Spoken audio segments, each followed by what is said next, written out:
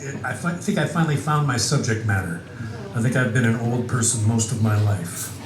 Writing in Oldmanhood is unlike anything you've done. Disappearances of friends and faculties.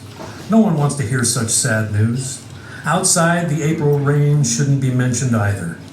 You don't own the fields or the parking lots. You shop for used shirts and don't find any, but lunch at the senior center made you feel old-style good.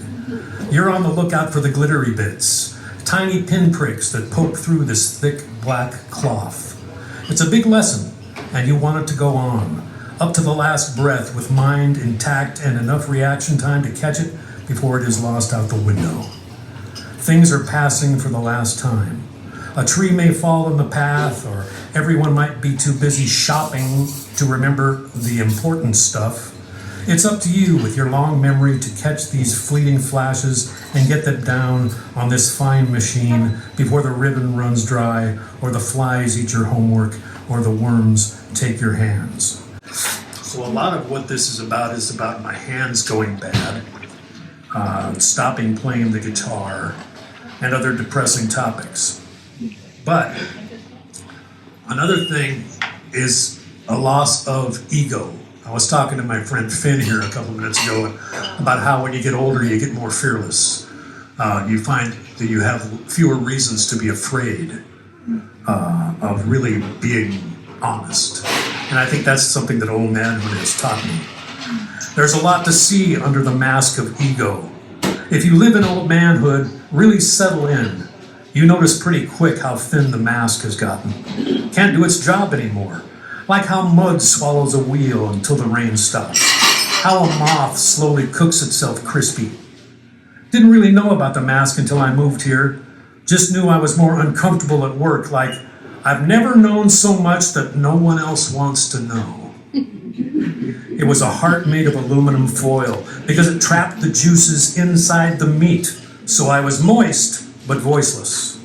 That's a big plate load of humble and hauntingly difficult to rise from. The sun had set by noon, and so the cocktail hour, or the smoking room, or both, with their attendant days after. Then one day a tree said to me, "Hey mister, want to see a pretty picture? Try looking up from your shoes." Now all that ego becomes old news. I go to church with the trees, a one-man processional. I bow and pray in my own eccentric way and try to breathe rather than waiting around for answers. I must have put it off for a long time because ego was only too happy to leave, packed and gone in a week, no forwarding address. So, and movies. This is where I met Oldmanhood in his cracked leather jerkin, his sheath empty, demeanor sallow, looked surprised when I asked for help. Asked if I needed water, then led the way, pulled out an old ceramic filter kit and filled my bottles slow. Told me I'd reached a place where no one's advice will suffice, a place of steeper challenges that will go on as long as I remain standing.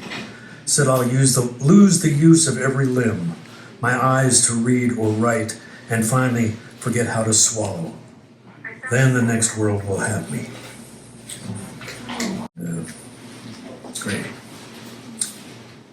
I won't wait for the family conflicts to resolve. I won't wait for the holidays or someone's important birthday. I'll cross when I'm ready. I'll cross against the light because it'll be that kind of crossing. Into the unpathed forest, the wilderness beyond sight, a wild, untested night. And you can't follow me yet. We might never see each other. We may enter a country of no regret. Up of the thumbnail moon, hold me where the hooded angel used to sing. Hold the hoedown, hold the shuffle, and the many-petaled flower on its wing. You won't stop the far bells from ringing. You won't stop the wave on its swell. How the hell do I get up and walk when the body says no? Reach down and lift me, you old spotted moon. Pull me like a tide, up to an upright surprise, downloaded to my soul from your restless night watch. I will praise you into the wind, blowing up the south in my face.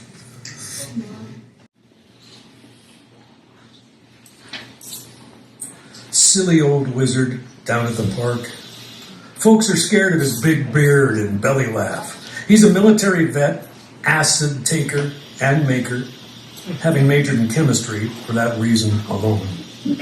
Once he'd had a few hundred trips to the outer coasts of consciousness, he knew he was meant for a better life. He dropped out of society's drift net and struck out for the open air. There's plenty of it there, down at the park. Silly old wizard. Okay. I gotta get to this one because, oh good, there's a couple others here. Call me sentimental, but I love listening to jazz standards while I'm at work. It sets the perfect mood for a doctor's office, even when I look like a dirty scrub brush, sitting at the reception desk, clipping my toenails around the straps of my sandals. Folks sometimes give me sideways looks, but they still show up for the good doctoring. Java Jive just played, mid-tempo, piano-based, cool little combo. Somewhere over the rainbow by the same sound. It's relaxing, but with enough gentle variation to cool a fever and stitch small cuts.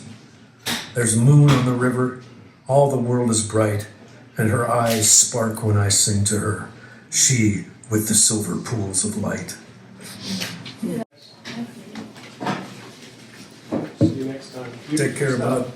Thank you, Kelly. Thanks for coming. Thanks for coming.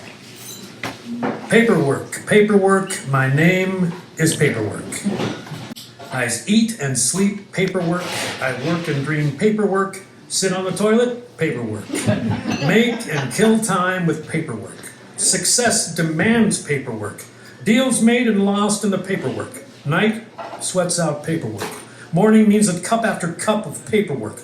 Oldmanhood tries to limit the paperwork, but it infiltrates. If you're low on fiber, 4 out of 5 doctors recommend paperwork. I'd like to make sweet love, but at my age, there's just too much paperwork. Even this poem comes down to paperwork.